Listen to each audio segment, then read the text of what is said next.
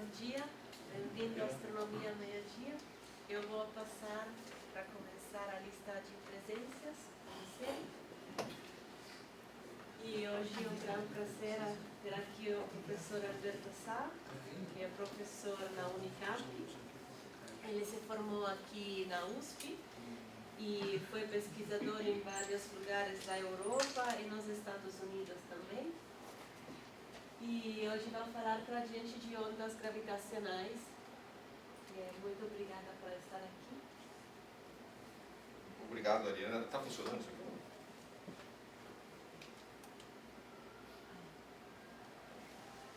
Funciona agora, ótimo. Obrigado, Ariana, pelo convite. O Henrique, que não está aqui, que também participou do convite. Enfim, é um prazer estar aqui falar hoje sobre esse breve histórico das ondas gravitacionais. Talvez o título pareça estranho, né? Esse título é um estranho, mas vocês vão entender, eu acho, o que está por trás desse título. Antes de mais nada, esse título nos remete imediatamente... Esse título nos remete imediatamente a esse livro, que eu quero deixar aqui de referência, porque quase tudo que eu vou falar aqui está de alguma maneira ou de outra nesse livro, e esse livro é muito rico em referências.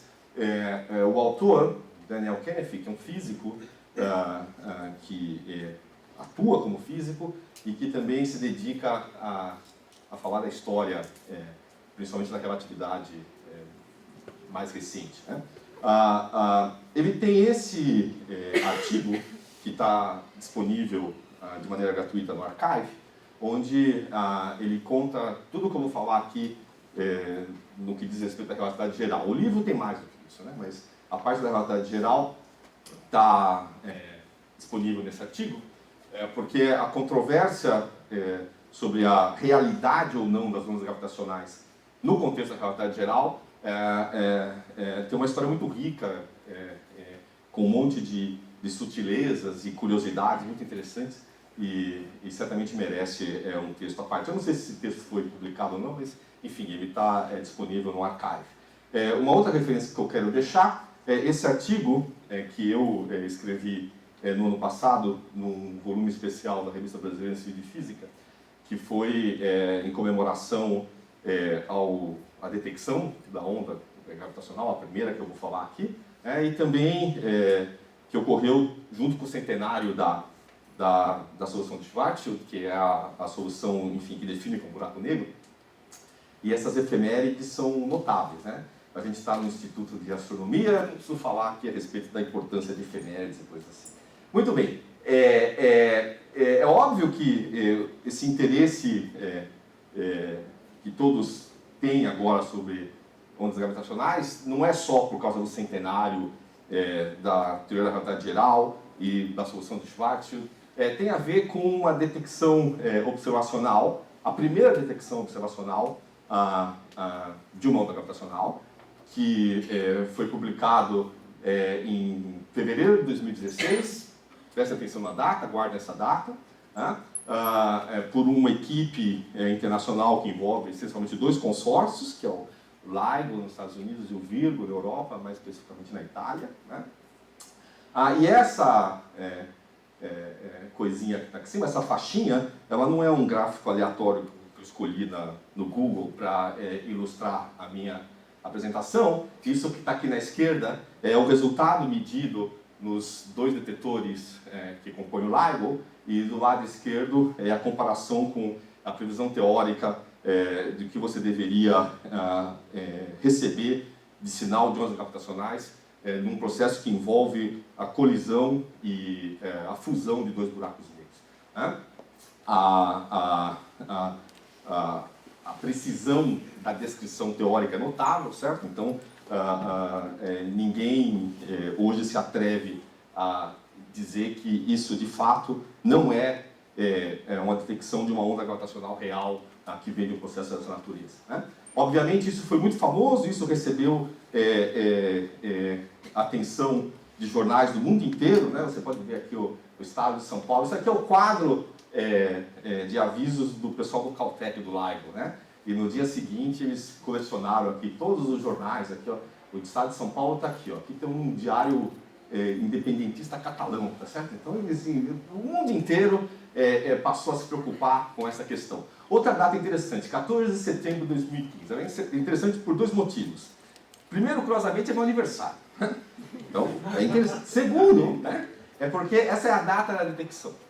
Entre a detecção e a publicação, na verdade, vamos olhar entre a detecção e a submissão, né, porque a publicação em si tem alguns trâmites editoriais que podem levar um tempinho, mas entre a detecção e a submissão para a revista, tem um intervalo de 3 meses que é o necessário para você fazer todas as análises de dados, para você interpretar aquele sinal. Isso é uma coisa extremamente complicada, que envolve uma série de técnicas computacionais, isso não é trabalho fácil. Esse é um trabalho essencialmente inter e multidisciplinar, tem especialistas de tudo quanto é área que trabalham ativamente disso. E tipicamente, o atraso que você tem entre uma detecção e o anúncio dessa detecção, ou melhor, que a equipe esteja segura o suficiente para divulgar o resultado, são meses, né? Essa foi a primeira... eu disse para lembrar da data, 2 de fevereiro de 2016, esse é o artigo da relatividade geral, né? Mesmo com conhecimento rudimentar do alemão como o meu, você consegue entender o que está aqui, sobre os fundamentos da teoria geral da relatividade. Agora que eu percebi que eu pus um quadrinho que não tem a data, mas é fevereiro de 1916, né? Exatamente 100 anos antes. Não foi de propósito, quer dizer, eles divulgaram o primeiro resultado que eles encontraram, mas curiosamente coincidiu com o centenário do artigo que funda a relatividade geral, né? Eu tenho que dizer que a gente já teve 3 detecções de eventos de ondas gravitacionais, né? Até na Wikipedia tem um artigo lá, lista de observações de onda gravitacional. Então, se você for lá, você encontra os eventos, esses dados são públicos, se você clica, você tem o sinal dado cru mesmo em todas as interpretações, enfim, é bastante interessante. Tem uma história recente, né, que eu já fui alertado aqui, né, que de uma possível, isso ainda é rumor, né, de uma possível detecção, isso é de 1 semana atrás, 2 semanas atrás, de uma possível, 23 de agosto, de uma possível detecção de um evento que seria não da fusão de buracos negros, mas da fusão de estrela de nêutrons. O que tem de interessante disso? Porque uma fusão de buracos negros não deixa um sinal óptico evidente, não deixa. Buraco negro não tem luz, nem emite luz. Estrela de nêutrons, sim. Então, se de fato esse evento foi detectado, você pode agora apontar o telescópio para lá. E apontando o telescópio para lá, você vai ter informações ópticas desse mesmo fenômeno, né? E isso abre uma nova possibilidade de você fazer observação, né? De você misturar uma astronomia visual, vamos dizer assim, tradicional, e uma astronomia que está baseada em observação não de luz, mas de ondas gravitacionais. Isso é realmente novo e pode ser, de fato, extraordinário. E o que eu disse para o meu colega Jorge é que eu vou fazer uma previsão que é o seguinte: se é verdade isso aqui, ó, guarda essa data, 3 de outubro desse ano, tá certo? Se for verdade, né? Veja, se eu estou convencido que esses resultados merecem um prêmio Nobel, mas talvez a Academia Sueca ache que não. Mas isso também não é um problema, porque já teve um prêmio Nobel de ondas gravitacionais. Esse prêmio Nobel do famoso sistema binário de Russell Taylor, que é o prêmio Nobel de 1993. Como vocês veem, a própria citação do prêmio Nobel já diz que a descoberta e a observação precisa desse tipo de objeto abre uma nova possibilidade para estudar a gravitação. Esse famoso sistema binário de Russell e Taylor, essencialmente são 2 estrelas de nêutron, na verdade é um pulsar, uma estrela de nêutron que emite uma radiação colimada, como se fosse um farolzinho, isso é um pulsar, né? E ela orbita uma outra estrela de Newton, um sistema binário de massas semelhantes, então ambos orbitam o centro de massa do sistema, e ele emite o sinal do pulsar. E um sistema dessa característica tem uma coisa interessante se observado, por exemplo, da Terra. É que, dada a configuração dele, de dois corpos de massa não muito diferentes, com um deles emitindo um sinal de frequência muito precisa, você consegue ler das observações astronômicas todos os parâmetros keplerianos desse sistema. Então você sabe quem é o período, você sabe tudo desse sistema, tá certo? E, em particular, se você vê que o período desse sistema está aumentando, tá certo? Na verdade, está diminuindo, certo? O período está diminuindo, e isso é um sistema isolado que se move basicamente sobre gravitação mútua, e a única maneira de um sistema desse perder energia é por emissão de ondas gravitacionais. Então, na prática, a emissão de ondas gravitacionais, por exemplo, num sistema desse, faz com que o sistema vá perdendo energia. E isso aqui pode ser medido, e esses pontinhos são os resultados das medições, e a curvinha é a previsão de ondas gravitacionais no contexto da gravidade geral. Tá certo? É uma concordância notável. Isso já foi reconhecido, ninguém duvida desses resultados, e esse eu diria que é o primeiro prêmio Nobel associado com ondas gravitacionais, porém de uma maneira indireta. Tá certo? Bom, a minha ideia aqui não era ficar falando de prêmio Nobel, dessas coisas, era contar um pouco mais a respeito da história e dos conceitos físicos envolvidos nesses fenômenos de ondas gravitacionais. Talvez a primeira coisa que a gente deva comentar é o que a gente entende por onda. Né? O que você entende por onda em física? Né? Onda, em física, é qualquer perturbação que se propaga no espaço e no tempo. Tá certo? Esses fenômenos, eles são caracterizados por algumas propriedades. Eles têm frequência característica, eles têm comprimento de onda, eles podem ou não satisfazer regras como, por exemplo, superposição. Né? Existe uma série de propriedades físicas que você pode atribuir uma onda. Né? Agora, uma onda de interesse físico, eu vou chamar assim uma onda com um mínimo de realidade física, ela tem que transportar energia e momento, né? Ou qualquer outra quantidade associada à energia e momento. Tá certo? Uma onda que não transporta energia e momento é uma onda que você pode questionar a realidade física dela. Mas se ela transferir energia e momento, se ela transportar energia e momento, a realidade física dela está estabelecida. Tá certo? Você pode fazer com que ela derrube um objeto, por exemplo. Então você não vai questionar a existência de alguma coisa que é capaz de derrubar um objeto. As ondas gravitacionais são ondas no contexto de gravitação. Então a gente tem que falar um pouco de gravitação. E aqui são dois contextos bem diferentes. É o contexto, vamos chamar assim, newtoniano clássico, e o contexto relativístico, não de relatividade geral, mas de relatividade especial. No contexto newtoniano clássico, a gravitação é descrita pela teoria universal de Newton, tá? Que é uma teoria que envolve ação instantânea. Né?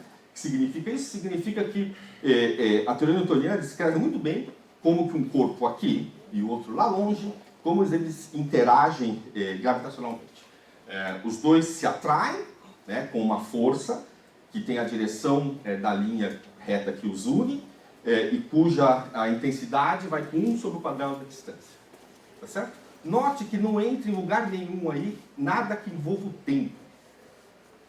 Certo? Significa que se o corpo que está aqui ou o corpo que está lá, se eles resolvem se mover um pouquinho, né, essa interação gravitacional vai mudar instantaneamente.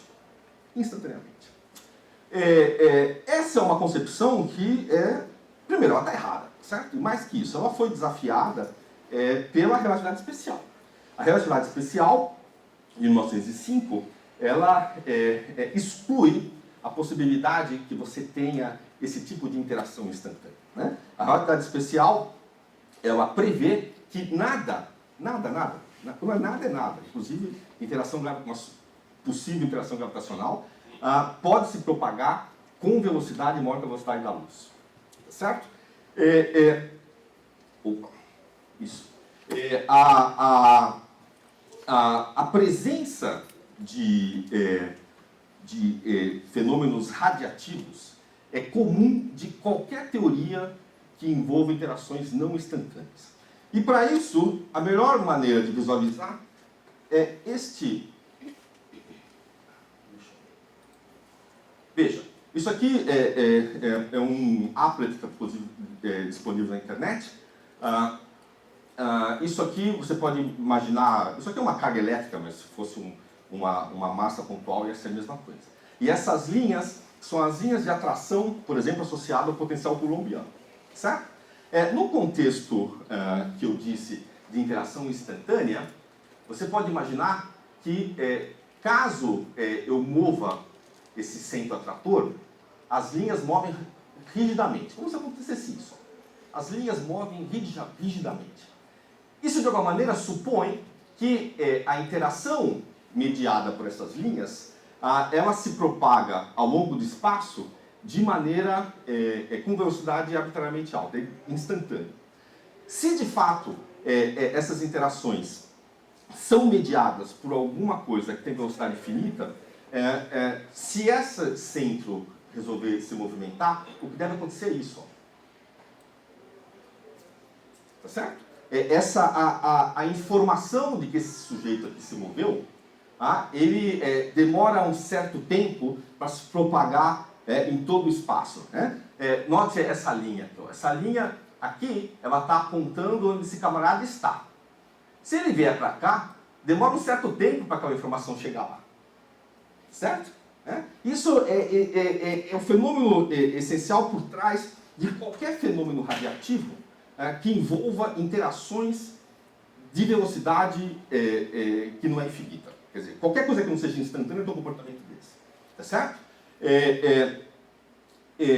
O Einstein deixou claro que, na teoria da relatividade especial dele, que a teoria newtoniana possuía certas inconsistências, né? E a relatividade geral é a proposta que, de certa maneira, compatibiliza uma teoria de gravitação com os resultados da relatividade especial. A teoria de Newton ela é incompatível com isso. Tá certo? Ali existem interações instantâneas que são incompatíveis com os princípios da relatividade especial. Tá certo?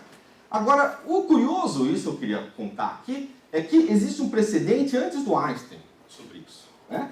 E esse precedente é do século XVIII e tem a ver com Laplace. Né? O Laplace, em seu tratado de mecânica celeste, o grande tratado de mecânica celeste do Laplace, todos esses textos, tudo que eu vou falar aqui, os trabalhos clássicos do Laplace e do Einstein estão todos disponíveis online e tem versões em inglês também. Né? Você não precisa ler em alemão nem em francês. Agora, o tratado do Laplace é curiosíssimo. Né? A primeira coisa que chama a atenção quando você pega o tratado do Laplace é que ele dedica o Napoleão. Né?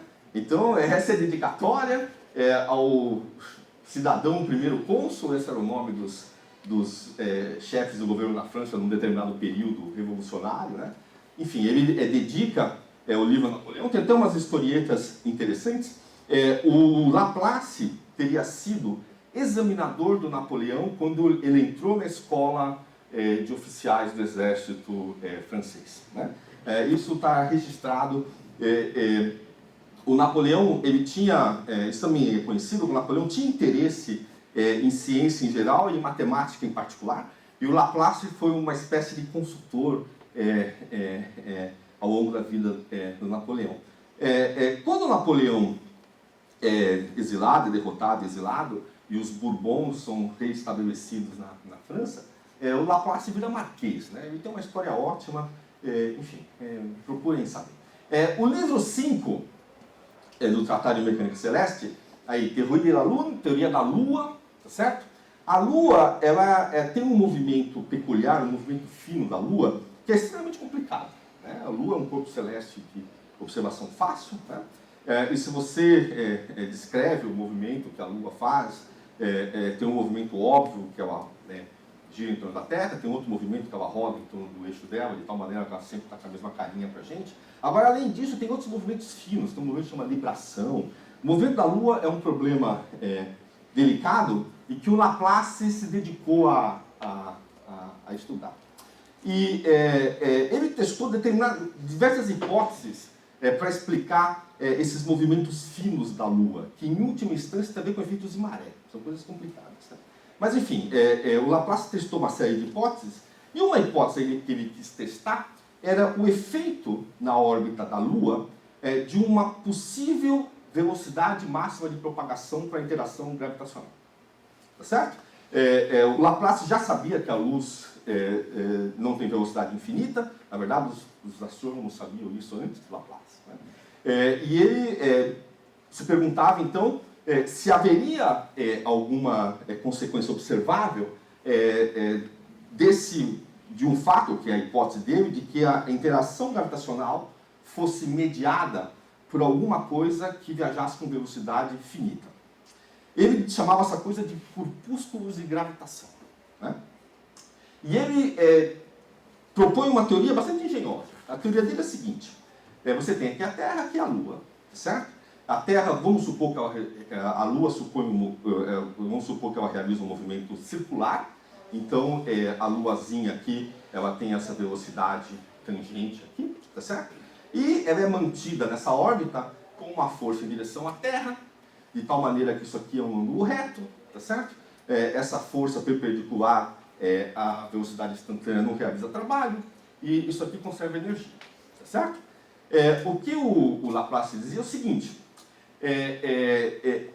ele dizia que, na teoria, vamos dizer assim, laplaciana da gravitação, os corpos, quando interagiam gravitacionalmente, eles intercambiavam esses corpúsculos de gravitação.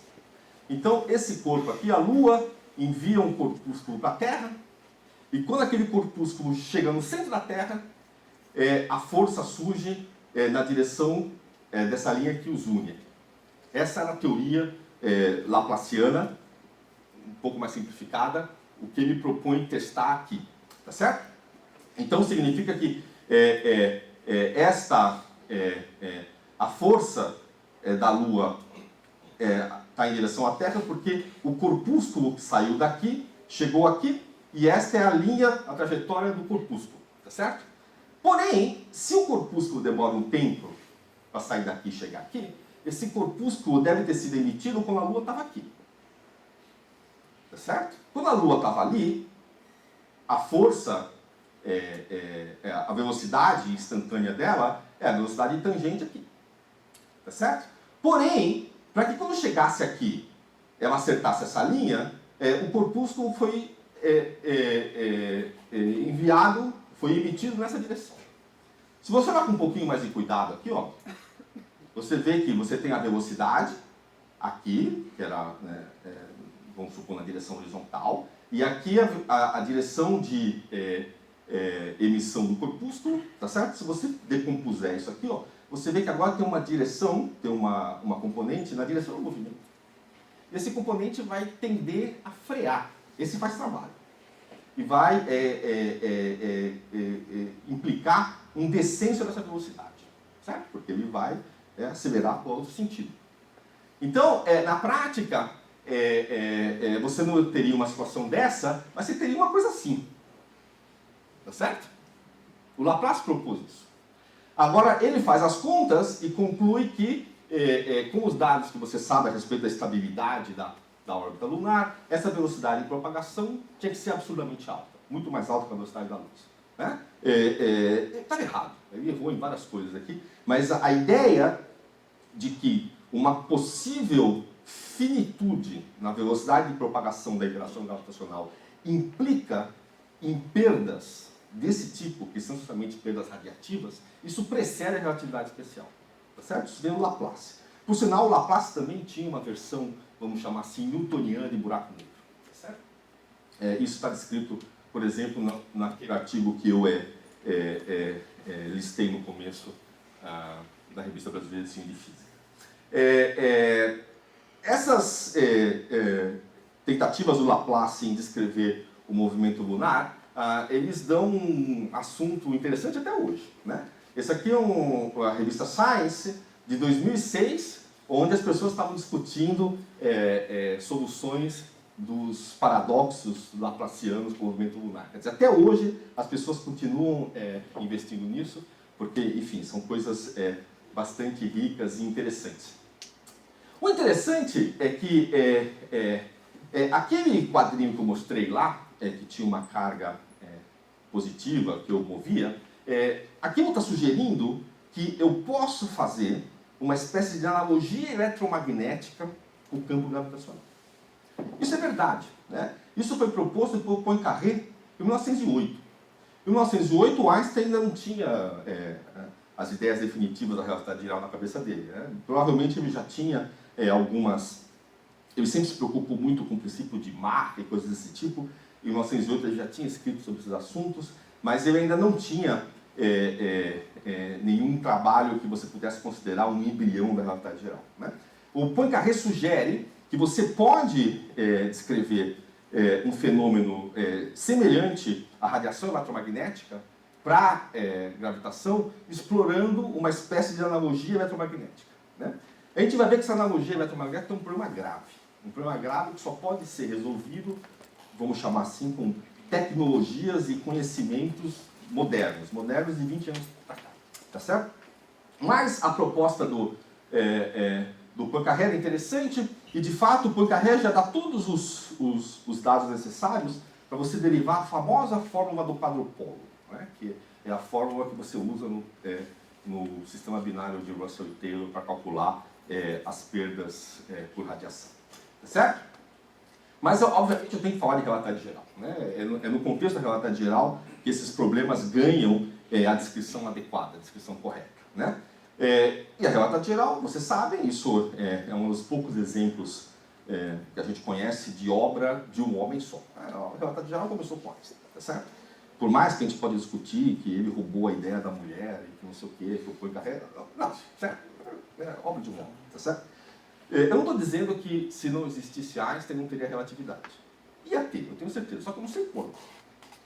Que ia ter, mas eu não sei quanto.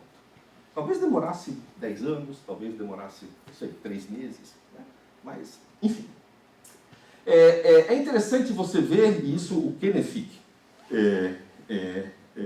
discute em certa profundidade naquele artigo, que o Einstein mudou de ideia várias vezes na relatividade com relação às ondas gravitacionais. O Einstein mudou de ideia várias vezes em várias coisas, né? Agora, no caso da radiação gravitacional é até interessante, porque tem umas histórias curiosas. Um sujeito que foi importantíssimo na formulação inicial da relatividade geral foi o Schwarzschild, com a famosa solução dele. Vocês já provavelmente conhecem a história que o Schwarzschild enviou uma carta para o Einstein enquanto ele era um soldado na frente russa, falando da solução que ele tinha encontrado, todas essas histórias que são conhecidas. O Einstein e o Schwarzschild trocaram algumas cartas. Esse episódio epistolar entre os dois está bem registrado num artigo de um colega nosso que está no Ciência Hoje. Vocês acham isso aqui facilmente também. E numa das cartas, que é a última carta que o Einstein escreve para o Schwarzschild, eles trocaram 3 cartas, não mais que isso. Na última carta que o Einstein escreve para o Schwarzschild, ele escreve o seguinte, que ele, manipulando a relatividade de maneira semelhante à teoria de Newton, ele conclui que não existe análogo gravitacional das ondas de luz. Ele até fala o motivo, porque isso tem a ver com determinadas propriedades matemáticas de uma determinada quantidade. O Einstein escreve isso e estava convencido de que não existiam essas coisas. Essa carta foi enviada em fevereiro de 1916. Né? 3 meses depois, o Einstein submete, de novo eu perdi a data aqui, mas esse artigo foi publicado mais para o fim de 1916, e ele teria sido submetido no meio de 1916, né? De novo, o título diz sobre métodos de aproximação na integração das equações de campo da gravitação. Né? O que o Einstein faz é essencialmente implementar a ideia do Poincaré de analogia eletromagnética. Ele lineariza suas equações. Certo? Bom, os físicos vão reconhecer aqui. Ó, ele está fazendo uma teoria de perturbação. Né? Aqui no meio tem uma coisa que é uma espécie de obsessão do Einstein. O Einstein passou durante muito tempo obcecado com a ideia de que você sempre podia escolher um sistema de coordenadas no qual o determinante do tensor métrico é menos 1. Isso é errado. Certo? Mas o Einstein cometeu vários erros em manipulações geométricas da teoria dele, vários. Né? Um erro era esse, ele achava que você podia sempre escolher um sistema de coordenadas no qual esse determinante é menos 1. Isso é falso. Né? Nesse contexto, ele mostra que as perturbações se comportam essencialmente como perturbações semelhantes na teoria de Maxwell. Perturbações semelhantes na teoria de Maxwell é onda eletromagnética. Tá certo? Contrariando o que ele tinha escrito por Schwarzschild pouco tempo antes. Esse trabalho teria sido motivado pelo De Sitter. Né? O De Sitter que teria sugerido ao Einstein essa possível maneira de você implementar a proposta do Poincaré e fazer uma analogia eletromagnética que é essencialmente uma linearização nas equações. Tá certo? Esta exigência do Einstein, ela tem implicações que, de certa maneira, condenam esse artigo. Ele conclui que as ondas têm natureza diferente do que elas devem ter, enfim, condena isso. Né? Porém, em 1918, o Einstein escreve um outro artigo, que é esse, sobre as ondas gravitacionais, em que ele relaxa essa condição, que é o jeito correto. Não existe aquela condição, aquela transformação de coordenadas que permite fazer isso. Na verdade, quando você impõe essa igualdade, você está restringindo as soluções que você vai obter. Ele corrige uns erros no artigo anterior, e esse é o primeiro artigo, vamos dizer, moderno de ondas gravitacionais. Agora, o Einstein, nesse artigo, duvida da realidade das ondas. Ele diz que você não teria maneiras eficientes de você diferenciar entre ondas que são físicas, aquelas que carregam momento e energia, como eu disse, e ondas que são artefatos das suas coordenadas que você escolheu. Tá certo? Quem põe uma pá de cal nisso, né, é o Eddington. O Eddington é um outro personagem fundamental na história da relatividade do século XX. Ele é o responsável pelo famoso expedição do eclipse, 1917, eu acho. 1919. 19, alguém sabe? 19, 1919, depois da Primeira Guerra. Né? Ele era um astrônomo, matemático, físico brilhante inglês, de grande importância. E ele publica um artigo na Proceedings of the Royal Society, né? Sobre a propagação de ondas, em que na primeira página ele começa a falar que as ondas que surgem no contexto daquela teoria do Einstein, elas não têm velocidade fixa, você pode escolher qualquer velocidade de propagação para elas, e que o próprio Einstein estava suspeito se essas ondas teriam ou não sentido físico. Né? Isso é o que é escrito aqui.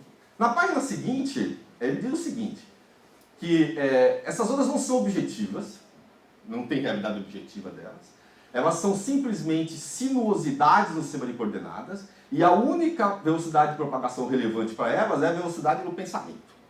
Tá certo? Ele destrói. Né? Ele diz que alguma coisa que você pode atribuir a velocidade que você quiser para ela, tá certo? Isso é uma coisa que não merece o nome de algo que tenha realidade física. Tá certo? Estavam todos redondamente enganados. Né? Isso aqui, em 1922, existe uma série de trabalhos nos anos 20, nos anos 30, que voltam a estudar essas coisas. Tem vários nomes extremamente importantes aqui. Eu selecionei um só, porque eu quero fazer propaganda de outro livro. Tá certo? Esse, Chandrasekhar, a famosa sonda solar que se chama Chandra, que está em órbita, e é por causa dele. Está em órbita ou estará em órbita? Está em órbita. Chandra por causa dele. Certo?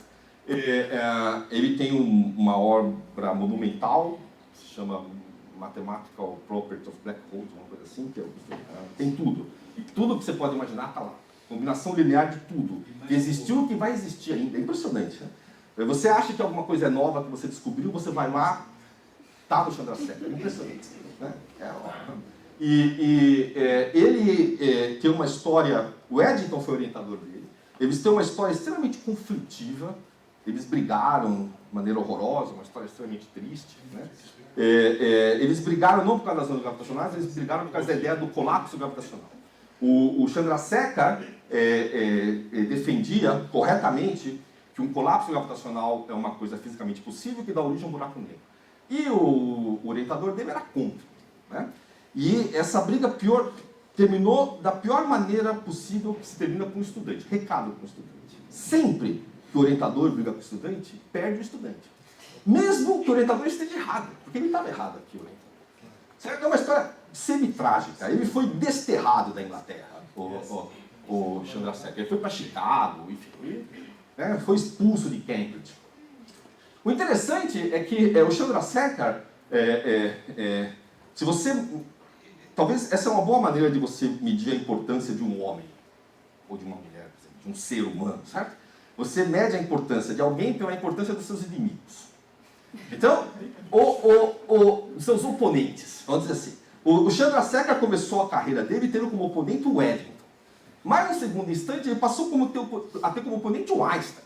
Porque o Einstein, nesse artigo, publicado no famoso Annals of Mathematics, que é uma revista extraordinária, está certo? É errado o artigo do Einstein. Ele diz o seguinte, que ele faz uma série de considerações matemáticas e diz que são a conclusão inequívoca de que a chamada singularidade de Schwarzschild não existe na realidade física.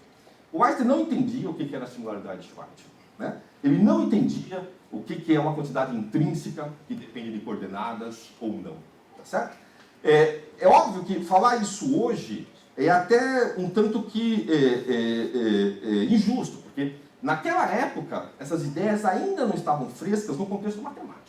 Então o Einstein ele foi pioneiro em aplicação de coisas de matemática. Então não tem grande, não é motivo de surpresa que esses pioneiros cometessem esse tipo de erro. Né? Eu não estou dizendo aqui que, veja só, esse Einstein talvez não mereça a fama que tem, não é isso. Tá certo? Estou dizendo que, como ele manipulava conceitos que na época eram conceitos ponteiros em matemática, ele se embananava todo. O Chandrasekhar não, mas ele sim. Tá certo? Vários trabalhos, em particular do Chandrasekhar, ajudaram a estabelecer o resultado de que as ondas gravitacionais previstas no contexto da gravidade geral têm realidade física. Tá certo? E agora eu tenho que contar uma história ótima. Tá certo? Também foi revelada pelo Daniel Kennedy. Isso está... se vocês entrarem no site da American Physical Society, ainda tem lá o link para as comemorações dos 100 anos da relatividade especial. E essa história está contada lá. Né? Um dos trabalhos importantes que estabelecem a realidade física objetiva, no sentido de onda que transfere momento e energia, de ondas gravitacionais, é do Einstein e do Rosen. O famoso Einstein-Rosen, dos wormholes, esse mesmo. Tá certo? Não é esse artigo, é o mesmo autor. E o Einstein, ele tinha acabado de chegar nos Estados Unidos, ele sai da Alemanha nos anos 30, vai para os Estados Unidos, ele vai para os Estados Unidos já um homem, né, completamente realizado, uma autoridade inequívoca. Né? E ele, chegando nos Estados Unidos, ele submete o seu primeiro artigo para o Physical Review, tá certo? Cujo editor era John Tate, esse senhor aqui. O artigo em que o Einstein manda para o Physical Review é um artigo em coautoria com o Rosen, né? Na qual eles exploram uma situação de simetria cilíndrica e concluem, mais uma vez, que as ondas gravitacionais naquele contexto não têm realidade física. Na prática, a questão da propagação, da velocidade de propagação estava resolvida, a velocidade seria c, seria da luz. Agora, essas ondas não carregariam nem momento nem energia. Essas ondas seriam artefatos de escolhas equivocadas de sistema de coordenadas. Ele manda esse artigo, aqui está o Rose, eles conversando, e o John Tate envia para um referí, para um árbitro, como acontece em qualquer publicação científica. E o referí faz comentários sobre o artigo do Einstein, E o editor devolve para o Einstein o artigo dizendo, seu artigo, caro senhor Einstein, é difícil escrever isso, mas caro senhor Einstein, seu artigo foi rejeitado. Segue abaixo os comentários do referido. O Einstein ficou ofendidíssimo. Ele manda uma carta pro editor, dizendo, senhor editor, nós, eu e o senhor Rosen, enviamos um artigo para o senhor para publicação. Não autorizamos que envie a outras pessoas antes de ser impresso. Significa que o esquema de publicação na Alemanha é diferente, certo? Eu sei como era o esquema de publicação na Alemanha. Isso está sabidamente documentado. Sabe como era? Tinha um editor que chamava Max Planck. Você mandava o Max Planck e ele decidia se aceitava ou não. E tem histórias ótimas sobre como o Max Planck tratou os trabalhos de 1905 do Einstein. O primeiro trabalho com Einstein, em 1905, é o do movimento browniano. O segundo é o do efeito fotoelétrico. O terceiro é o da relatividade. O artigo da relatividade é esquisitíssimo sob qualquer ponto de vista. Qualquer um que pega aquele artigo fala, como que aceitaram esse artigo? Ele não tem referência, ele tem um erro evidente e tal, O que dizem, isso está documentado, é que o Planck teria ficado tão impressionado com os dois artigos anteriores que ele resolveu aceitar qualquer coisa que viesse desse tal Herr Einstein. E parece que foi assim mesmo. E nos Estados Unidos não era assim. Tinha a referir, o Einstein ficou ofendidíssimo, retira o trabalho e submete para outra revista. Porém, a surpresa qual é?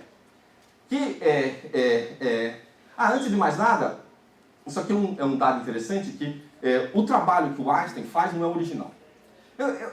Eu acho que, não vamos achar que ele fez isso de propósito, ele não conhecia, porque, imagina, na época, é muito difícil você estar completamente up-to-date na toda a produção.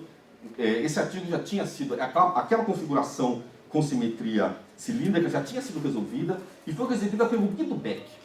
O Guido Beck talvez seja um nome familiar dos mais antigos. Ele é um professor que ajudou a fundar tudo que tem de física no Brasil, também na Argentina.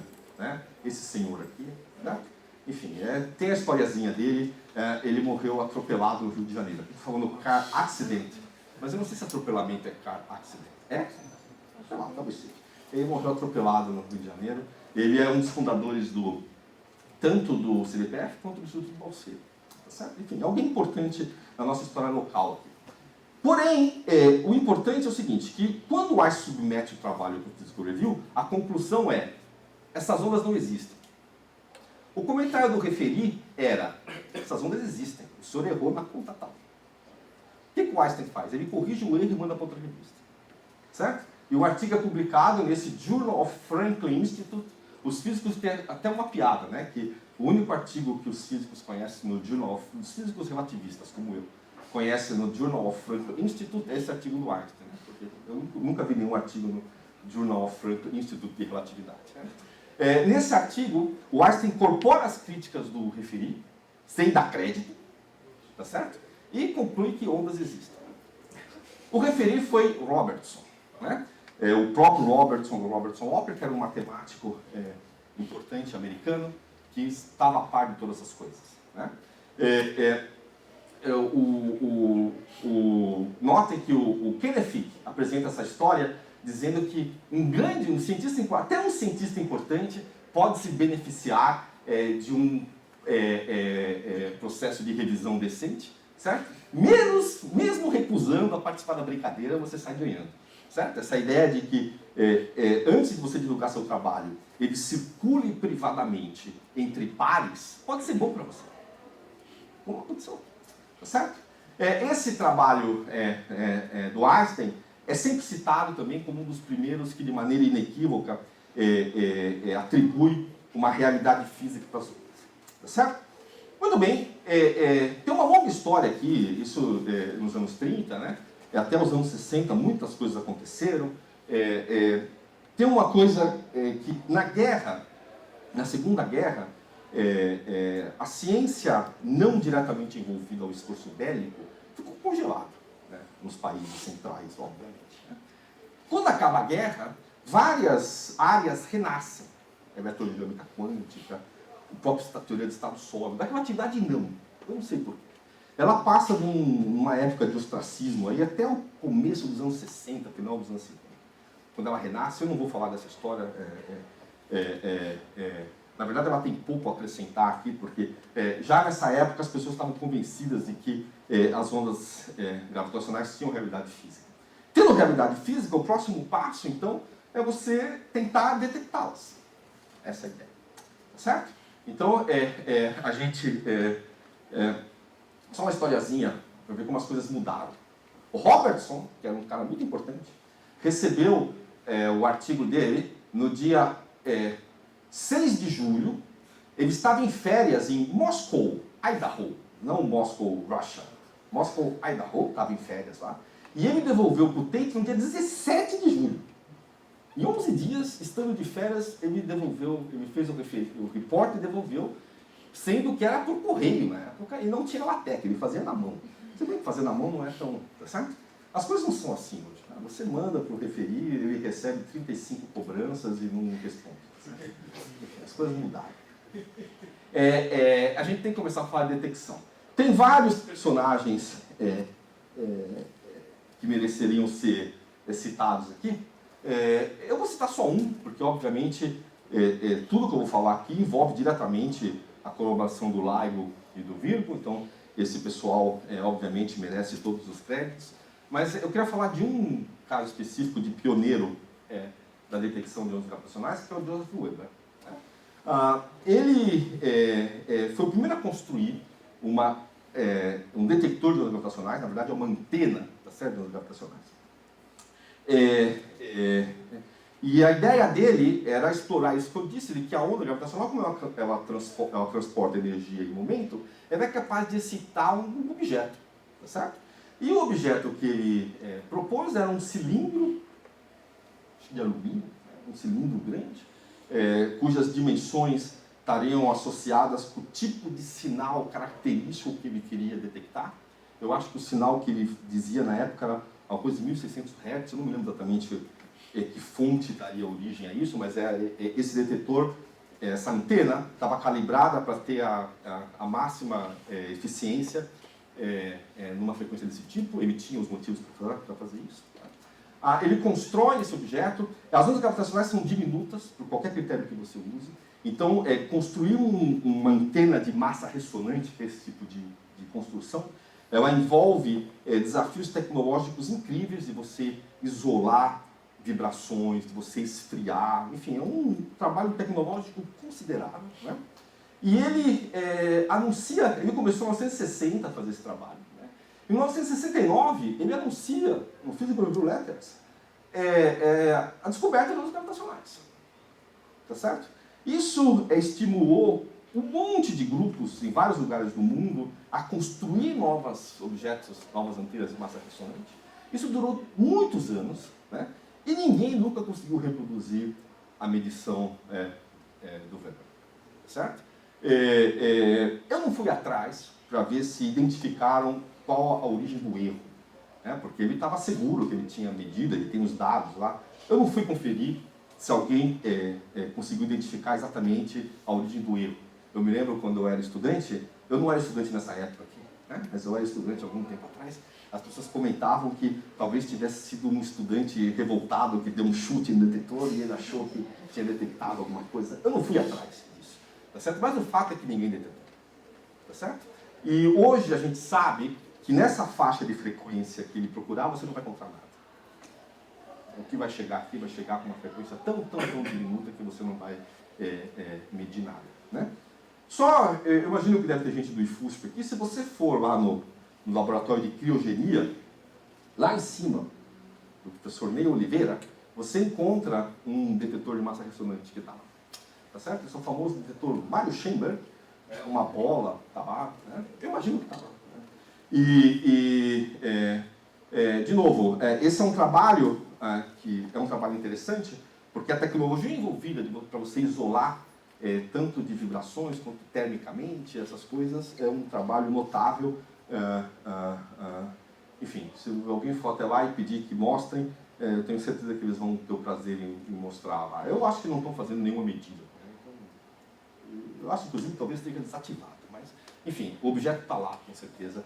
e é razoavelmente simpático. Bom, as pessoas perceberam rapidamente que detetor de massa ressonante não vai detectar nada.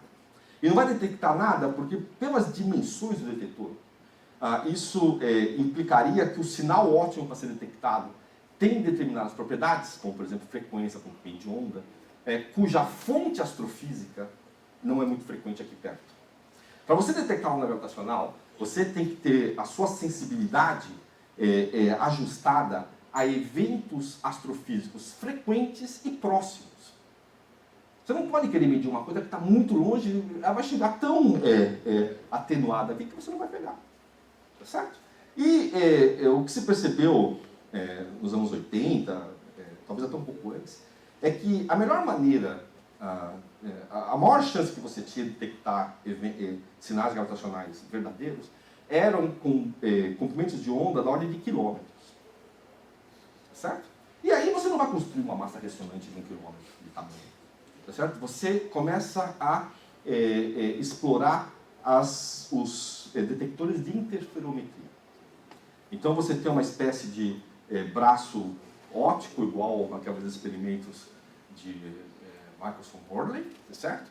E uma onda gravitacional vai distorcer aqueles braços, da mesma maneira que a onda gravitacional excitava a antena, porque ela distorcia a antena, e quando ela distorcia a antena, ela excitava elasticamente a antena começava a vibrar e você mede aquela vibração. No caso da interferometria, o que acontece é que os comprimentos dos braços variam um pouquinho, e as técnicas interferométricas modernas conseguem detectar razões diminutas dessa variação desses comprimentos. Se você olha esses números, você fica espantado. Você vê que a sensibilidade de um interferômetro desse tipo em razões que são assim, frações de um tamanho atômico. Certo? Você não mede isso com uma régua, né? Isso é uma técnica interferométrica. Né? Mas, enfim, a precisão dessas coisas são dessa natureza.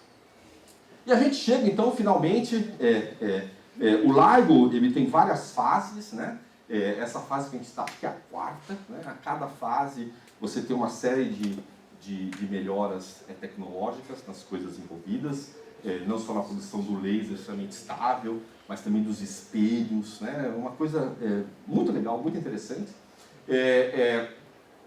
O LIGO são 2 detectores bem distantes, um no estado da Louisiana, outro no estado de Washington, né?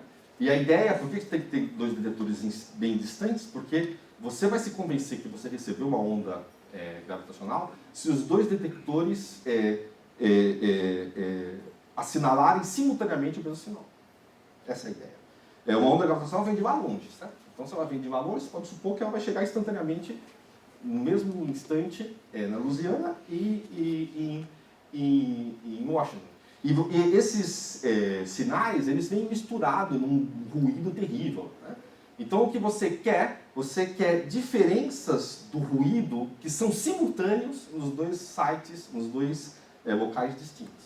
Quando isso acontece, são candidatos para você fazer a detecção. Tá certo? Essa detecção envolve a captura desse sinal com uma série temporal. Então, você tem lá, essencialmente, que eles medem a variação do braço. Então, você tem uma série temporal. Tá certo? Isso aqui é a curva de sensibilidade do detetor, eu não vou falar muito disso aqui. Isso aqui é a posição no estado do Washington, isso é a posição na Louisiana. Elas estão separadas por 10 milissegundos de luz, tá certo? A distância que tem entre os 2. A orientação deles não é aleatória. Essa orientação deles, um está assim, o outro está assim, porque isso maximiza a chance de você conseguir localizar a origem do sinal, tá certo? Seria melhor que tivesse um terceiro, mas não tem. Com esses 2 nessa disposição, você já consegue mais ou menos localizar de onde vem o sinal. Certo? Essa aqui é a previsão teórica que você tem para um processo que envolve a fusão de 2 buracos negros, mas o que eles medem é isso. Né? Essa aqui é a série temporal que eu falei.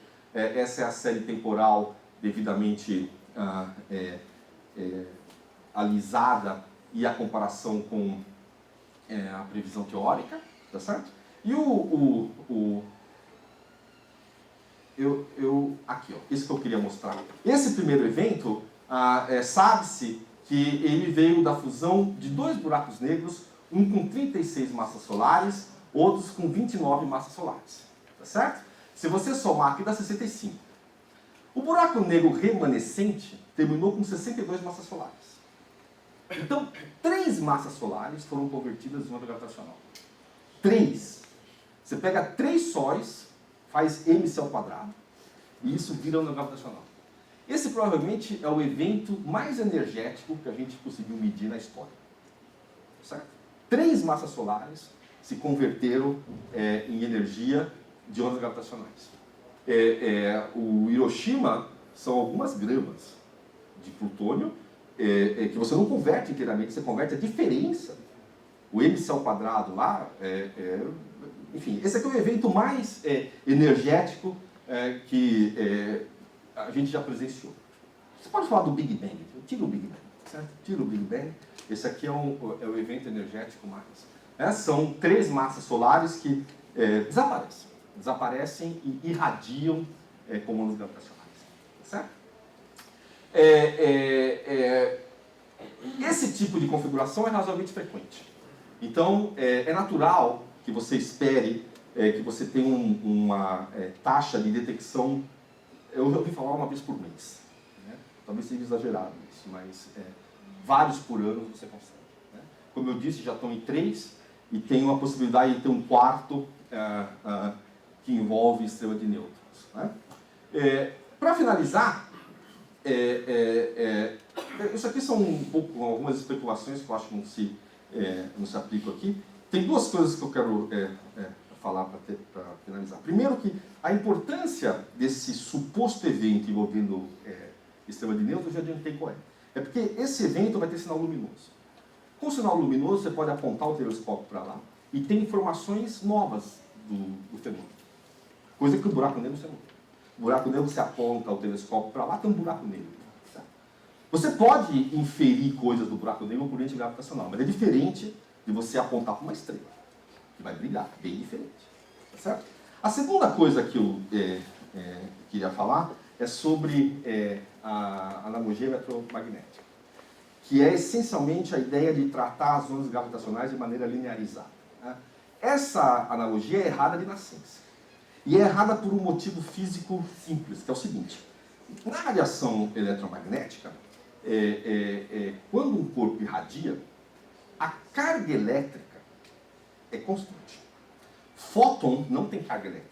Então, se você tem um elétron que chacoalha, ele emite energia, ele perde energia, mas a carga elétrica dele não muda. A carga elétrica é invariante. Certo? Se você faz a analogia eletromagnética ingênua, quem faz o papel da carga agora é a massa. Então, se você faz a carga como sendo a fonte do potencial 1, a constante do potencial 1 sobre R. Né? Então, se você faz essa analogia ingênua, da mesma maneira que a carga se preservava, a massa se preserva. Se a massa se preserva, você não tem conservação de energia. Aquela curva do Russell e Taylor, que é calculada no contexto de gravitação linearizada, no contexto de analogia eletromagnética, você tem que colocar na mão que a energia que está saindo está sendo roubada da órbita. Isso não sai das equações. Para isso sair de maneira consistente nas equações, você tem que tratar o problema não linear. Tratar o problema não linear só é possível se você usar técnicas de aproximação numéricas muito eficientes. Isso só foi possível devido a avanços de 1990. Isso que eu falei de 20 anos atrás. Antes disso não era possível. É óbvio que essa situação aqui que envolve a fusão de 2 buracos negros não dá para tratar com uma analogia eletromagnética. A analogia eletromagnética só dá para tratar se a taxa de perda de energia for pequena, muito pequena. Numa situação dessa, de que 5 massas solares em 60, 10% é emitido, isso não vai funcionar nunca com uma aproximação com analogia eletromagnética. Nunca. Eu acho que eu termino por aqui para deixar a chance de pergunta. Obrigado.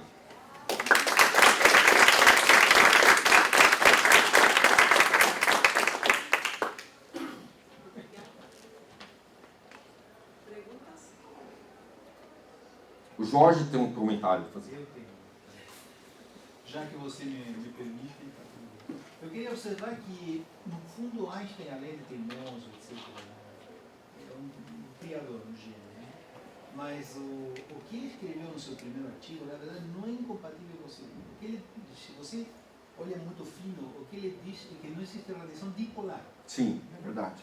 Então, o cara realmente está... O que está certo. Ele está certíssimo. O que está certo. Então, no fundo, o que ele diz no primeiro artigo, que não existe a realidade da radiação gravitacional no modo dipolar, está correto até hoje. Sim, sim, A perfeito. questão é que essas síntese finas são ilustrativas de que grandes caras fazem grande besteira, como dizia meu orientador. Né? Um cara como Landau abria campos inteiros da física. Quando errava tão feio que você também se lembrava dele. Né?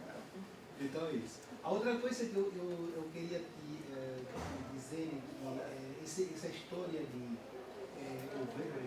João Weber, eu conheci o Weber, o alemão, e ele ainda continuava com a linha de defesa que ele tinha sim dedicado ao som.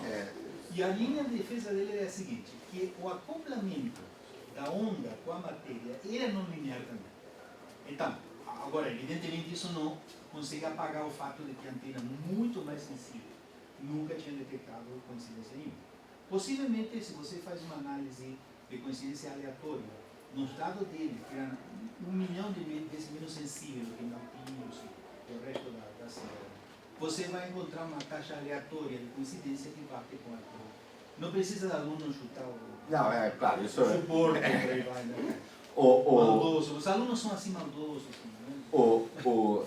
Sim, é muito pertinente. Você concorda com isso? As duas observações eu agradeço.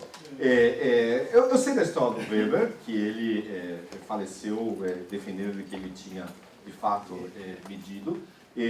Essa coisa que eu contei do estudante, obviamente, por favor, agora tá gravado, eu estou frito, certo? Mas tudo bem. Isso mera uma historiazinha. Com relação ao primeiro comentário, é importante, inclusive, para os mais jovens, para eles perceberem que o avanço não é linear. Às vezes você pega o livro, você acha que não, as coisas iam, né? Agora, voltando ao Weber, eu vi uma crítica, talvez o Jorge consiga até acrescentar alguma coisa, que aquela fonte que ele disse ter medido, que seria uma fonte galáctica, é muito rara também. Então, pode ser, isso é a defesa dele, né? Pode ser que aquele evento ocorra uma vez por século. Então, ninguém mediu, porque aquele evento, né, acontece, que era uma fonte galáctica, eu não lembro o que era. Você sabe o que era? O 1600 Hz? A cabeça dos caras estava na época centrada no fato de detectar as ondas, por isso a frequência também, do colapso das supernovas. Tá. Porque ele estava com a ideia de que o colapso era fortemente assimétrico e que ia radiar no mínimo milésimo de massa até mais em ondas. E isso tinha a ver justamente com a frequência de oscilação do objeto do caroço central. Então era por isso que eles insistiam em fazer aquelas antenas. E só para apontar um pouquinho, eu te perguntei se você sabe alguma coisa da fofoca. Porque não. Mas eu sei um pouquinho mais. Então conte. A fofoca é eu sabia que você sabia. Todos os instrumentos de alto desempenho, o espectrógrafo do Hubble, o Chandra em raio-x e o telescópio sem terra, por aí vai, estão todos olhando para o evento apontado lá. Então é certo. Então, está todo mundo apontado. Aparentemente é um short gamma reverse, ou seja, o sinal eletromagnética é o gama que emerge da colisão, da fusão de dois elementos, né? E os caras vão demorar até, como você apontou perfeitamente, eu gosto dessa estimativa do 3 de outubro.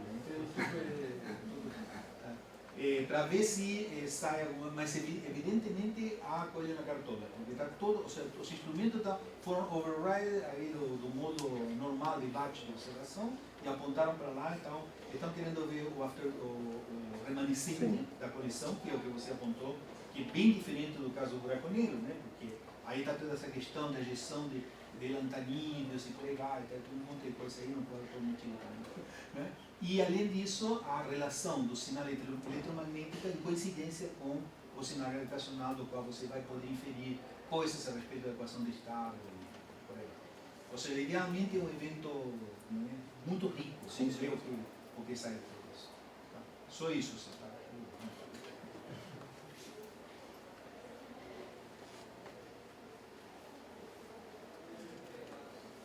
Eu tenho uma curiosidade.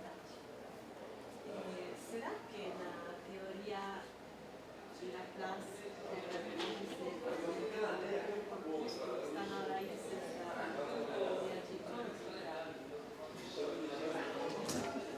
Não. O Laplace, ele usava a mesma versão de corpúsculo para a luz também. Né? A dedução que ele tem para o buraco negro laplaciano era de que a luz era composta por determinados corpúsculos e que se você jogasse, né, se você apontasse uma lanterna no equador de um planeta, a luz que saía de lá, ela seria mecanicamente equivalente a uma série de corpúsculos que saísse com velocidade vertical. Se você iguala a velocidade de escape gravitacional desse planeta com a velocidade de propagação daquele corpúsculo, você vai ver que tem planetas que têm gravidade superficial tão forte que a luz não consegue escapar. Significa que a velocidade de escape newtoniana é superior a 300 mil quilômetros. Né? Então, o Laplace, ele era meio... ele usava diversas vezes essa hipótese do corpúsculo e muitas vezes ele dizia que aquilo era um instrumento de cálculo, que você não devia encarar aquilo como sendo uma descrição microscópica mesmo. Então eu diria que não. Mas é interessante. Eu estou arrependido de ter sugerido que você falasse, porque agora ficou todo mundo quieto. Bom, se não queriam ouvir o assunto, tudo bem. Não é poucas vezes que você tem aquele negócio da ciência como fofoca, não? Não, claro. Corre na rede, tuitadas. A ciência do século XXI, evidentemente. É que, como você falou em lantanídeos, agora as pessoas estão constrangidas. Vou fazer uma pergunta em que o sujeito comentou lantanídeos.